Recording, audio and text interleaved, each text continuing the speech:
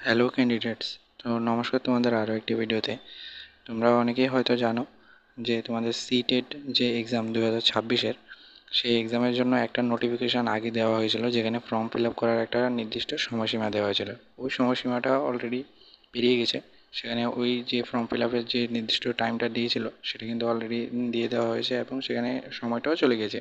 কিন্তু কিছুদিন আগে একটা নোটিফিকেশান এসেছে, এখন নতুন করে আবার তোমাদের ফর্ম ফিল আপ করার জন্য যে সময়সীমা সেটা দেওয়া হয়েছে 2026 সিটেট এক্সামের জন্য। যারা আগে ফর্ম ফিল আপ করোনি 2026 সিটেট এক্সামের জন্য, তাদের জন্য কিন্তু একটা গুড নিউজ যে তোমরা আবার কিছুদিন সময় পাবে ফর্ম ফিল আপ করার জন্য। তো এই সময়টা হচ্ছে তোমাদের গিয়ে 25শে আগস্ট থেকে সেপ্টেম্বরের 1 তারিখ পর্যন্ত একটা টাইম দেওয়া হয়েছে, টাইম উইন্ডো, যেখানে তোমরা যারা যারা আগে ফর্ম ফিল আপ করোনি তারা আবার সিটেট এক্সামের জন্য ফর্ম ফিল আপ করতে পারবে। যারা অলরেডি ফর্ম ফিল আপ করে ফেলেছো তাদের জন্য ফর্ম ফিল আপ করার কোনো দরকার নেই। যারা এখনও ফর্ম ফিল আপ করোনি শুধুমাত্র তারাই এই উইন্ডোতে ফর্ম ফিল আপ করো।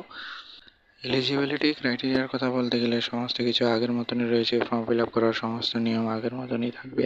শুধুমাত্র জেনারেলদের জন্য যদি তোমরা একটা পেপার ফর্ম ফিল আপ করো তাহলে 1000 টাকা, দুটি পেপার করলে 1200 টাকা। এসটি এসসি রিজার্ভেশন ক্যান্ডিডেটদের জন্য একটি পেপারের জন্য 500 টাকা এবং দুটি পেপারের জন্য 600 টাকা ফর্ম ফিল আপের ফি রাখা হয়েছে। তো এই ছিল সম্পূর্ণ নোটিফিকেশানটা।